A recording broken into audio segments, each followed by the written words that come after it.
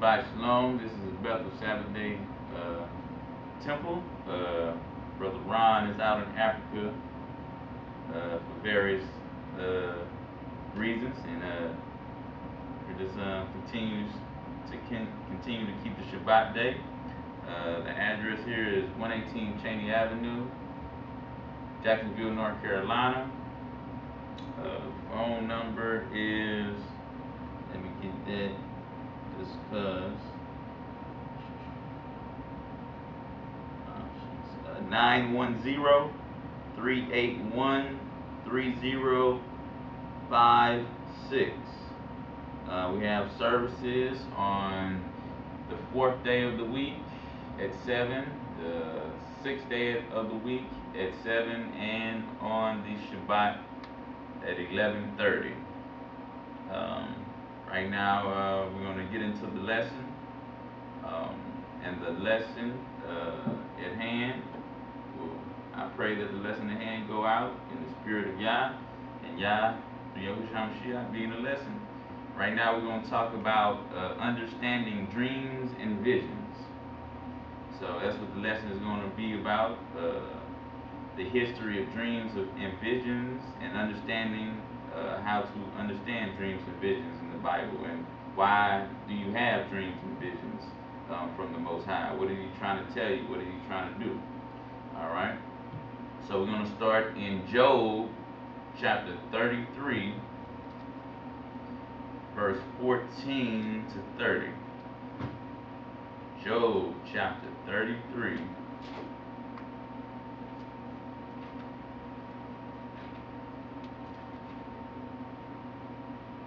14 to 30.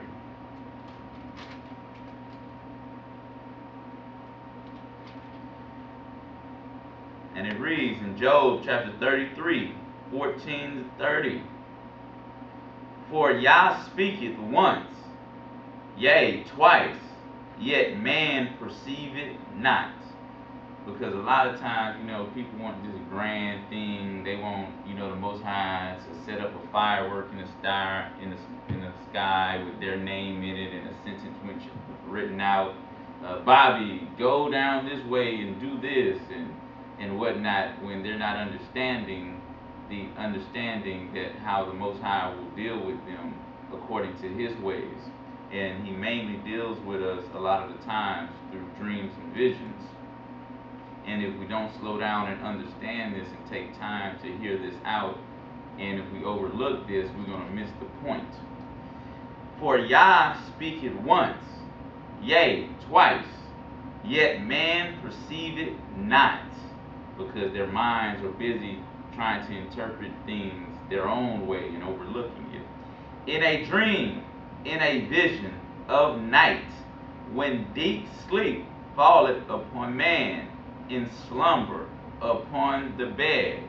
So you can easily just quickly read over this and miss a whole lot of things because you're quickly reading over things. In verse 15, it says, He comes to you when you're in deep sleep, when you're tired, when you're at your most vulnerable. So when you're at your most vulnerable, that's when He's coming to you. And when He comes to you when you're at your most vulnerable, what will He find? Will He find that you're dreaming about lust? Will He find that you're dreaming about greed? What will He come and find when He come and meet you when you're at your lowest? And we're going to talk about that when Yahushua HaMashiach was in the wilderness, when He was at His lowest, when He was tired, when He was slumbered. What did Yah find in Yahushua? In a dream, in a vision of night, when deep sleep falleth upon man, in slumbering upon the bed, then He opened the ears of man, and sealed their instruction, that He may withdraw man from his purpose. And this is meaning when He withdraw man from his purpose, meaning your own desire, what you want to do in life, what you are directing yourself. Because the Most High has a purpose for you, and you must put your purpose of your desires at bay when the Most High has purpose for you. He opened the ears of man and sealed their instructions, that He may withdraw man from his purpose, and hide pride from man. He keepeth back his soul from the pit. And all this is starting what? From a simple dream. And his life from perishing by the sword. So the Most High is coming to communion with you to get you on the right path, because your life is going off of the path in these particular aspects. And a lot of people are not picking up on dreams, and they're continuously doing the same thing over and over when the Most High is warning them. And because the Most High didn't come to us in a spectacular way, some angel came to us, or somebody came to us and told us this, and this, when the Most High has spoken to you multiple times in your dream. 19, he is chastened also with pain upon his bed, and multitude of his bones with strong pain, so that his life abhorred bread, and his soul deity meat, goodly meats. His flesh is consumed away, that it cannot be seen, and his bones that were not seen stick out. Yea, his soul draweth near unto the grave, and his life to the destroyer. If there be a messenger with him, an interpreter, one among 1,000, to show unto man his uprightness, then he is gracious unto him, and saith, deliver him from going down to the pit. I have found a ransom in him. His flesh shall be fresher than a child's. He shall return to the days of his youth.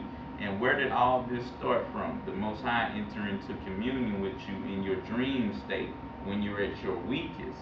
So these are good things that you must be aware of when you're in this state, to take what the Most High has given to you, to do the things that will keep you from the pit, to do the things that will refresh you.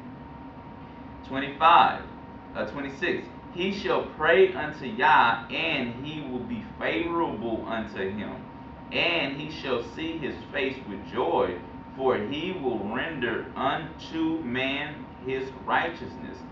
He that looketh upon man, and if any say, I have sinned, and prevented that which was right, and it profited me not, he will deliver his soul from going into the pit, and his life shall see the light.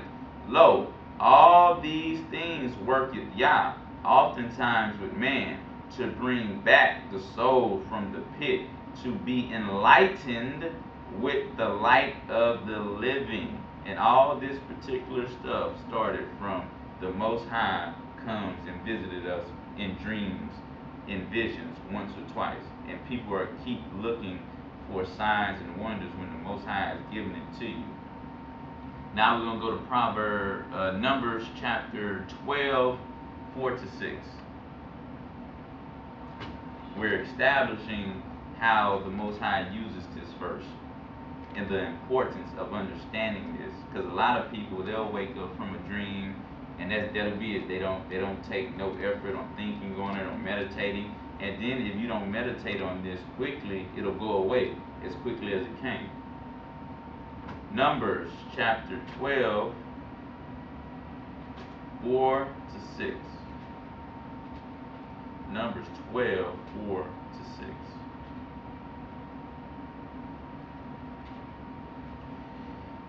And Yah spake suddenly unto Moses, and unto Aaron, and unto Miriam, come out ye three unto the tabernacle of the congregation. And they three came out, and El came down in the pillar of the cloud, and stood in the door of the tabernacle, and called Aaron and Miriam, and they both came forth.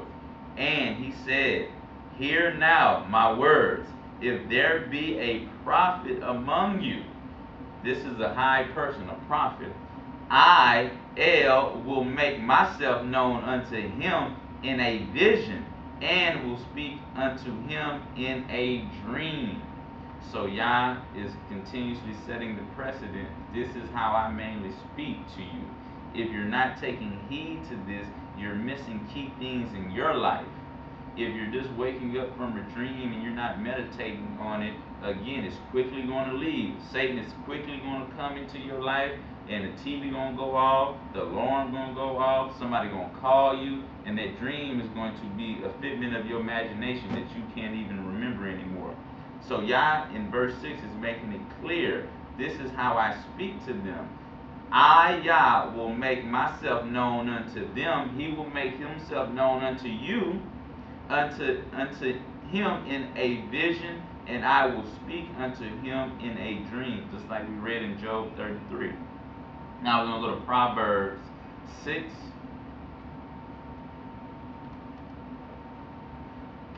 verse 20 to 24.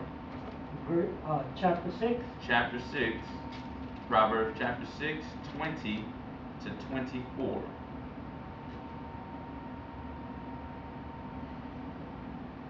Verse 20 in Proverbs 6. My son, keep thy father's commandment, and forsake not the law of thy mother.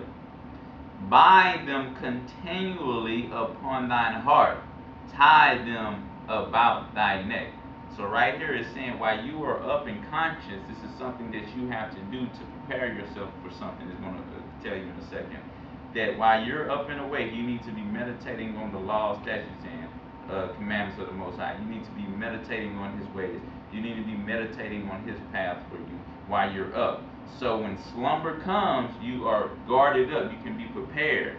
If you're not studying while your eyes are open, while you're up, you're not going to be prepared for your soul when slumber comes at night in dreams. When thou goest, it shall lead thee. When thou sleepest, it shall keep thee. A lot of people, they're having these nightmares and all this stuff and getting caught up in terrible dreams is because they're not binding the law and the commandments on their heart and their mind and their soul while they're up. And when they sleep, you're not suitable for the dream world. Satan is going to ravage you. And when thou awakest, it shall talk with thee. So when it's awake, the Ruach HaKodesh, if you're submitting yourself to the Most High, is going to speak to you. Don't do this. Do this. Think about this. A verse or a chapter might pop up in your mind. For the commandment is a lamp, even when you're sleeping. If you're really into the word, it's going to be a lamp as you lay your head down. It's going to be a protection. And the law is light, and reproofs of instruction are the ways of life. To keep thee, and this is to 24, to keep thee from the evil woman, from the flattery of the tongue of a strange woman. How many people have issues with lust dreams? As soon as you close your eyes, here come a night of lustful thinking, lustful dreaming. That's it. And when you're sinning in your dream state, you're still sinning. That's because it's in your heart. And if it's in your heart, it's going to manifest in the dream world. And if you're not girded up with the law, statutes, and commandments as you should be, Satan is going to have Satan's way with you in your dream world. Satan will put lustful acts. You know, you could be, dreams can go any type of way, man. You can be fornicating with a car. You can be fornicating with some strippers. You can be fornicating with different sex animals. The dream world is this imagination gone wild. And if your heart and soul is not suited in the law, statutes, and commandments, a lot of people wake up from their dreams ashamed because of what they have done in their dreams. And you couldn't have any power in the dream too, because you couldn't stop it. You couldn't call on the name of Yah through Yahushua HaMashiach. It was the Satan taking advantage of you, because while you're up, you're not seeking his word, and it's causing you to err in your dreams. And just because it's in the dream world don't mean you're not sinning. You're sinning in the dream world. Okay, now we're going to go to and to elaborate on the verse 24, to keep thee from the strange woman with flatter her lips, and that wicked lustful demon gonna come in your dream. That go for male or female. We're gonna go to Matthew chapter 5, verse 27 and 28. Because people even have, they call them wet dreams, lucid dreams. You know, women and males wake up and they have a discharge from their private regions. Why is that? That's because you're in the dream world doing things that you ought not to be doing, and you had no power to stop that. And we're going to see how this continues on this in Matthew chapter 5, 27 to 28. This is why when we're up like this right now, we have to be careful what we look at. We have to understand what we look at. When we see things that are hyperly sexual in the world, how are we looking at this? Are we looking at it from, oh man, I like that. I want to be a part of that, or it's like that, that's of the world. The Most High told me to stay away from these things. It's two ways to look at things, because the Most High see every perverse thing anybody do. If you up in there having bestiality, if you up in there committing homosexuality, if you up in there stealing, he sees all that. But how is he looking at it? He's looking at it, that's unrighteous. That's not righteous. He's not looking at that, ooh, I want some of that. You know, I want some of that fornication. And a lot of times when we're parted away from the law, statutes, and commandments, we don't have the pure eyes to look at things and justly discern it. 27 to 28. This is Yahushua Mashiach. Ye have heard that it was said by them of old that thou shalt not commit adultery. So at this particular time, in the time of Moses, it was the law, and this law is still active. You know, you don't go into another man's wife. You don't go fornicate, commit adultery with another man's wife, another married woman. But Yahushua Mashiach is taking it farther, because he knows just because you didn't commit adultery with that woman in the flesh don't mean you didn't do it when you went to sleep. That you didn't fantasize about her, that you didn't have these lustful visions of her. 28. But I say unto you, that whosoever looketh on a woman to lust after her has committed adultery with her already in his heart. How many people have committed adultery with a married woman in their dream? Insatiable appetites. Just because you don't play it out in the physical don't mean you're not going to play it out in the spirit world. And what is that? That is adultery. When you are having sex with another man's wife in the spirit world, you have committed adultery. You need to repent from that. When you have sex in the spirit world, fornication in the spirit world, that just don't go away. That's something you need to wake up and repent for. Whatever you're doing in there, murder, stealing, lying, whatever it is, that's something you need to repent of also, because why? It's in your heart. Now we're going to go to Habakkuk chapter 2, 1 to 3. Matthew 5, that was just elaborating on the 24th verse of Proverbs 6. It's talking about the wicked woman and this wickedness that'll come lay with you at night. You know, whatever it might be. Lust, greed, gluttony, you know. Habakkuk, and that is next to Haggai and Nahum. It's the fifth book, the fifth last book of the Old Testament. Habakkuk chapter 2. If everybody found it. Habakkuk chapter 2. So now we're going to continue some understanding dreams. What do you need to do when you have dreams? These are things that you need to do when you have dreams. Because why are dreams important again? Because Yah has made it clear. If I speak to somebody, I'm speaking to you in a dream. It's not always going to be you sitting down and the Most High telling you something. The vast majority of the time, He's speaking to you in a dream. So what do you need to do when He's speaking to you? Ronnie, you was able to find it? Yeah, it's Haggai, and then Zephaniah and Haggai. Habakkuk, I mean. So you find it? Alright. It says Habakkuk chapter 2, 1 to 3. This is what you need to do when you're having dreams. I will stand up my watch and set up upon the tower, and will watch to see what he will say unto me, and what I shall answer when I am reproved. What does it say in Proverbs? The law is for reproof, for correction, even in your dreams. And El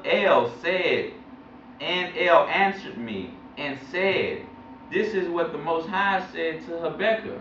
So if the Most High said this to Habakkuk, what should you do in these situations?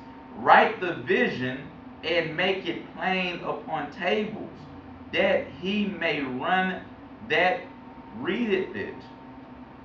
For the vision is yet for an appointed time, but at the end it shall speak, and not lie.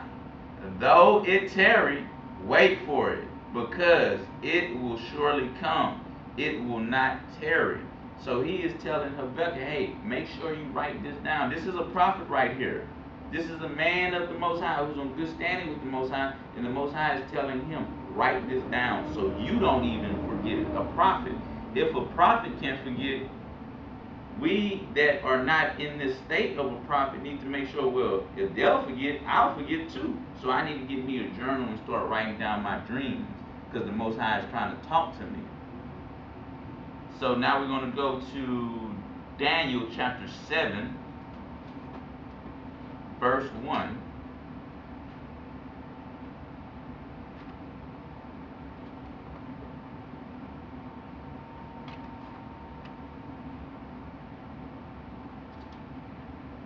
We can all see the future in our lives if we look the right way. You know, a dream is for something that is coming to be, or a warning. So if we take heed to this, we're going to be more equipped to see, to avoid things that are coming in the future. This is Daniel's chapter 7, verse 1. In the first year of Belshazzar, king of Babylon, Daniel had a dream and visions of his head upon his bed. Then he wrote the dream and told the sum of the matter. So Daniel, a huge end-time prophecy giver, even he had to write down his dreams to make sure that he can meditate and think on them. And Daniel's between Hosea and Ezekiel. It's right after Ezekiel, chapter 7, verse 1. So we have another witness. The scripture says, by two witnesses let everything be established. You have two witnesses being moved to write down their dreams. Why is that? Because you have important things in your dreams. And if you are not writing down your dreams, you are missing things. The Most High might be trying to warn you of something. The Most High might be trying to prepare you for something. And if you're not writing down your dreams, they're just your dreams are worthless at that point. They just come and go. But the Most High, when judgment comes for you, you're going to say, when did you warn me, Yah? And just like in Job 33, he says, does not the Most High come once, twice in a man's dream? So he's already warning you, but you're not taking heed to the warning. And what will lay at that will be destruction. Now we're going to go on the last part of this is Acts chapter 2. Dreams and writing dreams down are very important for your own personal safety. Acts chapter 2, 16 to 18. Now this is right after Pentecost, when the Ruach HaKodesh, the Holy Spirit, came upon these brethren and sisters in the house. And after the Ruach HaKodesh came down, some other stuff is mentioned in this too, in verse 16 to 18. But this is which was spoken by the prophet Joel. So this is a prophecy. And it shall come to pass in the last days, said Yah, I will pour out my spirit, my ruach, upon all flesh. And your sons and your daughters shall prophesy, and your young man shall see visions, and your old man shall dream dreams. And on my servants and on my handmaids will I pour out in those days of my spirit, and they shall prophesy. What's one step that needs to be helping and helping in the prophecy being poured out? Is keeping the law, statutes, and commandments and writing them down, writing the dreams down so you don't forget it. Satan will come and give you some other stuff to keep your mind busy on other things if you're not writing them down. And in the last part of 17 it says, and your young man shall see visions, and your old man shall dream dreams. Okay, so these are very important things. The dream world, the spirit world is nothing just to look, just to think for a moment on. It's important things in the dream world, very important. Now we're going to talk about how dreams affected the world, how it affected prophecy, how it foretold prophecy, how it set up many times the Hebrew Israelites and the world to get in position that, hey, this is what's coming. And it was all from dreams. It was no, the Most High wrote with his finger in the sky, on the moon, this is what I'm going to do. It was all from dreams. Dreams are very important. Now we're going to start in Genesis 20, 11, 1 to 11.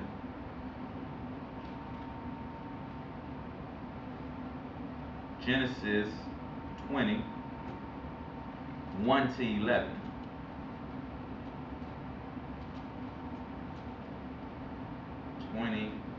to 11. Now this is just a warm up to the prophecies of this, because I thought this was interesting as well. And like the scripture says, if you lust after a woman, you have already committed adultery with her and all this stuff. But this is I started on this just to start on this, nevertheless. And verse 1 to 11, and Abraham journeyed from thence toward the south country, and dwelt between Kesha and Shur, and sojourned in Gerar. And Abraham said of Sarah his wife, she is my sister. And Amalek king of Gerar sent and took Sarah. But Yah came to Amalek in a dream by night.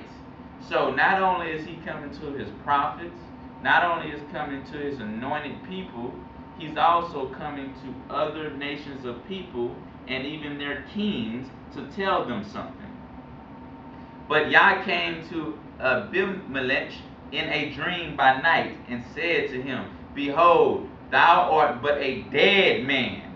Woo! So he has a dream that Yah is threatening him. You gonna die, king. For the woman which thou hast taken, for she is a man's wife. So the Most High checked him in his dream about getting ready to commit adultery with another man's wife. But Abimelech had not come near her, and he said, Elohim, wilt thou slay also a righteous nation? Said he not unto me, she is my sister, and she herself said, he is my brother. In the integrity of mine heart and innocence of mine hands have I done this. And Yah said unto him in a dream, yea, I know that thou didst this in the integrity of thine heart, for I also withheld thee from sinning against me. Therefore suffered I thee not to touch her. Now therefore restore the man his wife, for he is a prophet, and he shall pray for thee, and thou shalt live. And if thou restore her not, know thou that thou shalt surely die. Thou and all that are in thine. Therefore Amalek rose early in the morning. This is after a dream that's going on his bed, and called all his servants, and told all those things in their ears. And the men were sore afraid. Then Amalek called Abraham, and said unto him, What hast thou done unto us? And what have I offended thee, that thou hast brought on me and on my kingdom a great sin? Thou hast done deeds unto me, thou art not to be done. And Amalek said unto Abraham, What sawest thou, and that thou hast done this thing? And Abraham said, Because I thought surely the fear of Yah is not in this place, and they will slay me for my wife's sake. So Abraham was trying to play it safe, even though he was not lying, because technically his wife was his sister too. You know, it's in at that particular time. The generations of the planet were still small, so it was just a lot of kin people who were marrying each other at that particular time. But the point here is about how the king was met in a dream about adultery.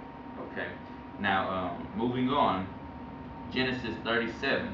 Now we're going to go more so on the world and how it affected the world. 37, 1 to 11. And Jacob dwelt in the land. This is Genesis 37, 1 to 11. And Jacob dwelt in the land wherein his father was a stranger, in the land of Canaan. These are the generations of Jacob. Joseph, being 17 years old, was feeding the flock with his brethren, and the lad was with the sons of Bilhah, and with the sons of Zeph, his father's wives. And Joseph brought unto his father there evil report. Now Israel loved Joseph more than all his children, because he was the son of his old age, and he made him a coat of many colors. And when his brethren saw that their father loved him more than all his brethren, they hated him, and could not speak peaceably unto him. And Joseph dreamed a dream, and he told it his brethren, and they hated him yet the more. And he said unto them, Hear, I pray you, this dream which I have dreamed.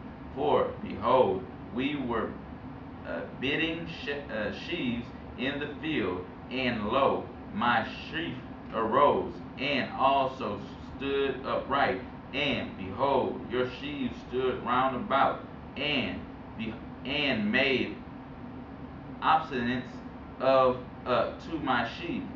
And his brethren said to him, Shalt thou indeed reign over us? So Joseph is having a dream that he will be above all his brothers.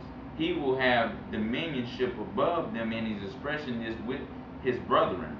Shalt thou indeed reign over us? Or shalt thou indeed have dominion over us? And they hated him yet the more for his dream and for his words. And he dreamed yet another dream, and told it his brethren, and said, Behold, I have dreamed a dream more, and behold, the sun and the moon and the 11 stars made obstinence to me. And that means 9-1, bowed down. So he's saying the sun and the moon bowed down to me. And he told it to his father and to his brother, and his father rebuked him. So he's getting rebuked from a dream that the Most High gave him, because the Most High is telling him, everybody's going to be into subjection unto you, Joseph. And he said unto him, What is this dream that thou hast dreamed? Shall I and thy mother and thy brother indeed come to bow down ourselves to thee, to the earth? And his brethren envied him, but his father observed the same. You see what's going on here? And this was a building up to what this dream was going to be fulfilled. All of earth bowed down to Joseph, and we're going to see how that played down. Even the father and his 11 brothers. Now we're going to go to Genesis 41, 1 to 8. Genesis 41, 1 to 8. And it came to pass at the end of 2 full years that Pharaoh dreamed, and behold, he stood by the river. So again, this world event is starting by a dream. And behold, there came up out of the river 7 well-favored kin and fat flesh, and they fed in a meadow. And behold, 7 other kin came up after them out of the river, ill-favored and lean flesh, and stood by the other kin upon the brink of the river. So one calf was basically fat and well fed, and they had another calf that was very skinny and very ill nourished. 4. And the ill favored and the lean flesh kin did eat up the 7 well favored and fat kin. So Pharaoh awoke, and he slept and dreamed the second time another dream. And you gotta understand, Pharaoh ruled the whole planet Earth at this particular time. Well, not at this particular time. He was a very powerful nation at this particular time. And behold, 7 ears of corn came up upon one stalk, rank and good. And behold, 7 thine ears and blasted with the east wind sprung up after them, and the 7 thine ears devoured the 7 rank and full ears. And Pharaoh awoke, and behold, it was a dream. And it came to pass in the morning that his spirit was troubled, and he sent and called for all the magicians of Egypt and all the wise men thereof. And Pharaoh told them his dream, but there was none that could interpret them unto Pharaoh. So this dream discomforted Pharaoh so much that he needed to understand this dream. He sought for his magicians to interpret this dream. But you know, if you read even more of this, the Pharaoh's interpreters couldn't do anything. They couldn't tell him what was going on. So Joseph was a slave, a servant in Egypt. He wound up getting in trouble by lies and got put in prison. And somebody remembered that he could interpret dreams. So now we're going to go to Genesis 41, 37 on down. And the thing was good in the eyes of Pharaoh. So Joseph has already interpreted the dream to Pharaoh. And it was about they would have 7 years of plenty food. And for 7 years it would be a famine on the whole planet Earth. And the thing was good in the eyes of Pharaoh, and in the eyes of all his servants. And Pharaoh said unto his servants, can we find such a one as this is, a man whom the Spirit of Yah is? The Spirit of Yah is. And Pharaoh said unto Joseph, for as much as Yah hath showed thee all this, there is none so discreet and wise as thou. Thou shalt be over my house, and according unto thy word shall all thy people be ruled. Only in the throne will I be greater than thou. And Pharaoh said unto Joseph, see, I have set thee over all the land of Egypt. And Pharaoh took off his ring from his hand, and put it on upon Joseph's hand, and arrayed him in vestures of fine linen, and put a crown, a gold chain about his neck, and made him to ride in the second chariot which he had. And they cried before him, bowed the knee, and he made him ruler over all the land of Egypt, which at this particular time Egypt ruled the whole planet Earth, because there was a great famine. And just like the dream fulfilled, that it started from a dream Joseph had, that everybody was going to bow before him, and lo and behold, right here everybody is beginning to bow before him. And if you read later on, Joseph's brothers and everybody came and they did actually bow to him. But all these world events started from dreams. They didn't start from the Most High writing something in the sky and doing all this other stuff. It started from a dream. This is how powerful and important dreams are. And to continue on this, we're going to go to Daniel chapter 2, 46. Daniel chapter 2, 1 to 30. Daniel chapter 2, 1 to 30. You go into the dream world chapter 2? Yeah, chapter 2, 1 to 30.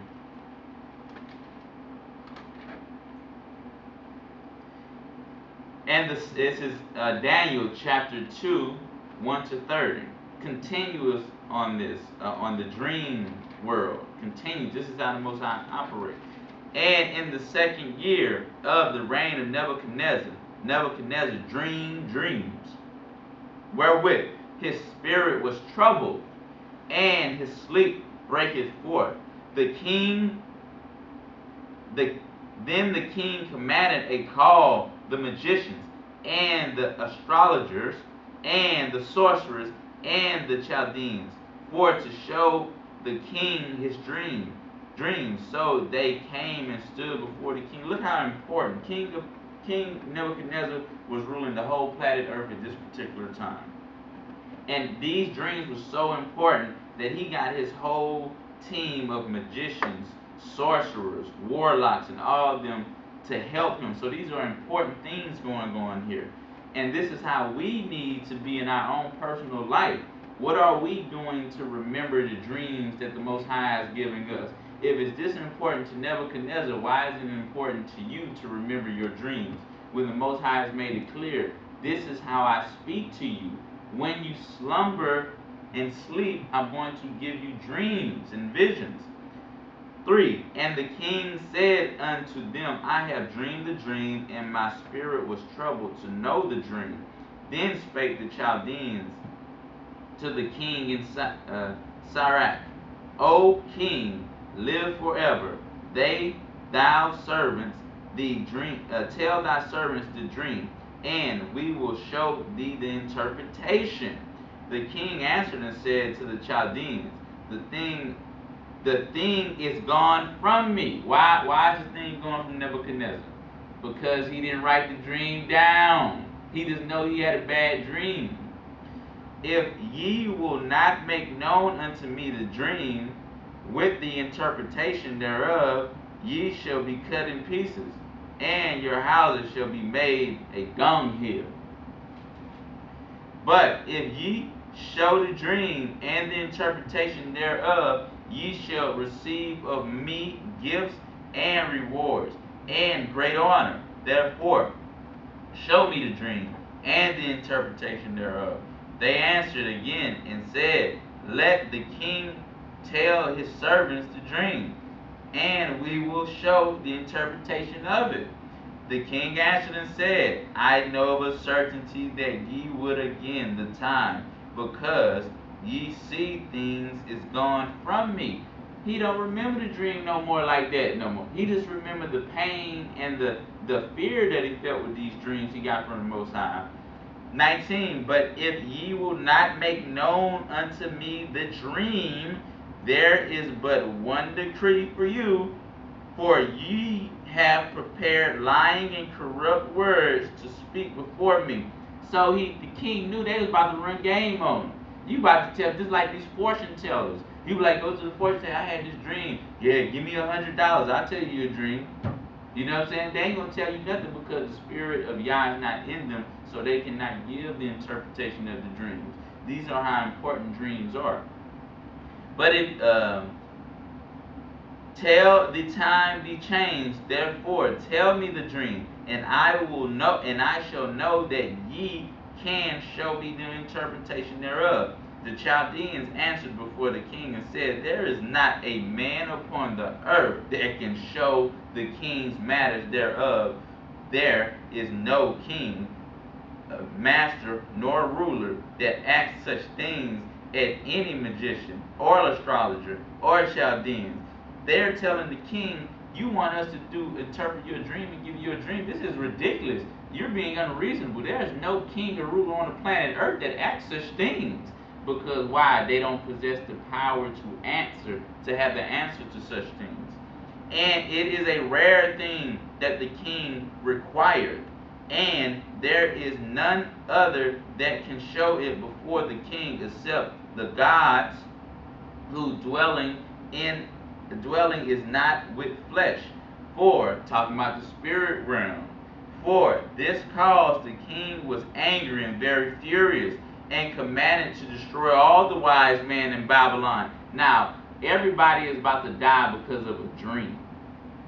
Why aren't you taking your dreams important? If all these magicians and sorcerers and Chaldeans and all these people are about to die for dreams, and we have dreams all the time, but we're not taking no due diligence to write them down, to note them, to think about them, to meditate on them, to fast on it, to pray on it.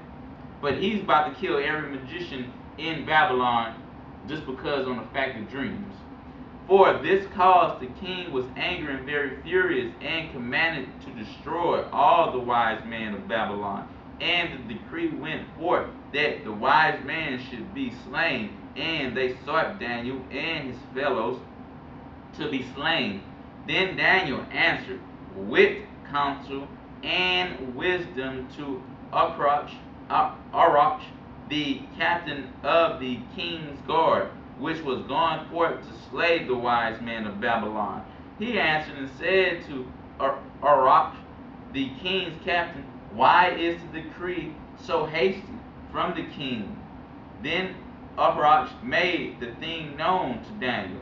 Then Daniel went in and desired of the king that he would give him time, and that he would show the king the interpretation.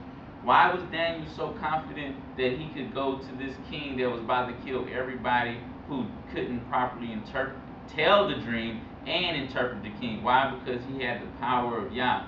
The law and commandments was a lamp into his life, so he did not fear this stuff. This was a small thing to Daniel because he was in the Word, he was in the truth, he was in the Spirit of the Most High through Christ. So he was blessed with these things. Then Daniel went to his house and made the thing known to Hananiah, Mishael, and Azariah, his companions, that they would desire mercies of Yah of heaven concerning this secret, that Daniel and his fellows should not perish with the rest of the wise men of Babylon. Then was the secret revealed unto Daniel in a night vision. So again, what happened here? Did the Most High come to Daniel when they prayed and fasted and just told him what happened? Daniel put his head on that bed, and what happened? The vision, and it was revealed to him. Daniel answered and said, blessed be the name of Yah forever and ever, for wisdom and might are his, and he changeth the times and the seasons. He removeth kings and setteth up kings. He giveth wisdom unto the wise, and knowledge unto them that knoweth understanding. He revealeth the deep and secret things. He knoweth what is in the darkness, and the light dwelleth with him. I thank thee and praise thee, O Yah of my fathers, who hath given me wisdom and might, and has made known unto me now what we desired of thee. For thou hast now made known unto us the king's matter. Therefore Daniel went in unto Arach, whom the king had ordained to destroy the wise men of Babylon. He went and said thus unto him, destroy not the wise men of Babylon. Bring me in before the king, and I will show unto thee, king, the interpretation. Then Arach brought in Daniel before the king in haste, and said unto him, I have found a man of the captives of Judah that will make known unto the king the interpretation. The king answered and said to Daniel, whose name was, they gave him a name, art thou able to make known unto me the dream which I have seen, and the interpretation thereof? Daniel answered in the presence of the king and said, the secret which the king hath demanded cannot the wise man, the astrologers, the magicians, the soothsayers show unto the king? He's being a little, he's like, why your wise man can't answer these questions? But there is a Yah in heaven that revealeth secrets, and make it known to the king Nebuchadnezzar what shall be in the latter days. Thy dream, and the visions of thine head upon thy bed are these. As for thee, O king, thy thoughts came in thy mind upon thy bed, what should come to pass hereafter, and he that revealeth secrets maketh known to thee what shall come to pass. Okay? And this will be into 30. But as for me, this secret is not revealed to me for any wisdom that I have more than any living, but for their sakes that shall make known the interpretation to the king, and that thou mightest know the thoughts of thine heart. So Daniel's still not being proud here. He say, man, this stuff that I'm giving is from the Most High. All glory to the Most High to help you interpret this dream. Now we're gonna go to Daniel chapter 2, verse 46. And after Daniel was and his brethren was the only ones who got this answer and the revelation of what was going on, this is what the Most High did unto David. So Daniel was in a low state in Babylon, but he prophesied an end time matter of Nebuchadnezzar's kingdom, and Nebuchadnezzar rewarded Daniel just like Joseph was rewarded by Pharaoh with that end time prophecy in Egypt. Verse 46. Then the king Nebuchadnezzar fell upon his face and worshipped Daniel. Now, we just got finished reading that Daniel and his brethren, they were captives. They were slaves in Babylon at this particular time. They went from slaves to Nebuchadnezzar bowing at their feet. Why? That was because the Most High gave them the power to interpret the dreams. See the importance of dreams? If the Most High could make a king bow to a quote-unquote servant based on a dream, how important are your dreams? Are there something that you should wake up from and just not think about anymore? Is there something that you shouldn't have a notepad and a pen next to your bed writing your dreams down as soon as you wake up? Are they not important? Because it was important to Nebuchadnezzar, so important that he bowed down to a servant, quote-unquote. Then the king, Nebuchadnezzar, fell upon his face and worshipped Daniel, and commanded that they should offer oblation and sweet odors unto him.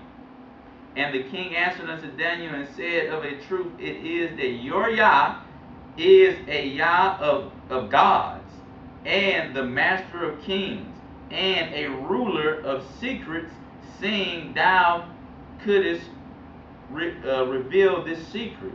Then the king made Daniel a great man, and gave him many great gifts, and made him ruler over the whole province of Babylon, and chief of the governors over all the wise men of Babylon.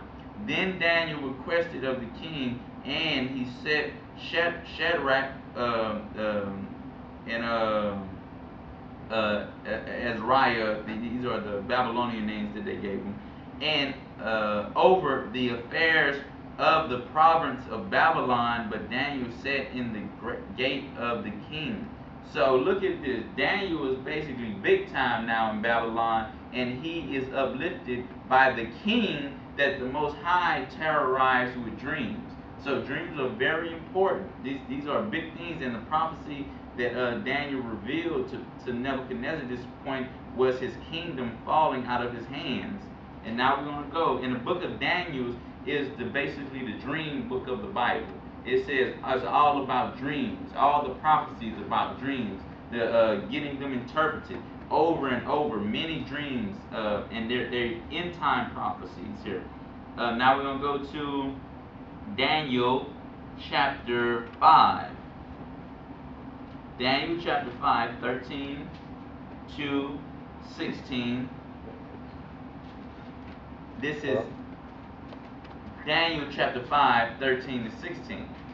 Then was Daniel brought in before the king, and the king spake and said unto Daniel, Art thou that Daniel which are of the children of the captive of Judah? Now this is Nebuchadnezzar's son, Belshazzar, and this is what this is what the Most High has put on his spirit to have something be hard of understanding, and Daniel, being of old age, is going to interpret a matter of him. Then Daniel brought in before the king, and the king spake and said unto Daniel, Art thou that King Daniel, which are the children of the captivity of Judah, whom the king my father brought out of Jewry? I have even heard of thee. See, Daniel's acts that the Most High allowed him to experience through him are renowned. They even went past the depth of Nebuchadnezzar at this point in time. And Daniel is still a prominent figure in Babylon at this particular time. I have even heard of thee, that the spirit of the gods is in thee. And we understand that is the spirit of Yah that is in him. And that the light and understanding and excellent wisdom is found in thee. And now the wise men, the astrologers, have been brought in before me, that they should read this writing and make known unto me the interpretation thereof, but they could not show the interpretation of things, because the Most High had a writing on the wall at a banquet at this person's get-together that no interpreter could understand. So they called and found Daniel. And I have 16, and I have heard of thee, that thou canst make interpretations and dissolve doubts. Now if thou canst read the writing and make known to me the interpretation thereof, thou shalt be clothed with scarlet, and have a chain of gold about thy neck, and thou shalt be third ruler in the kingdom of Babylon.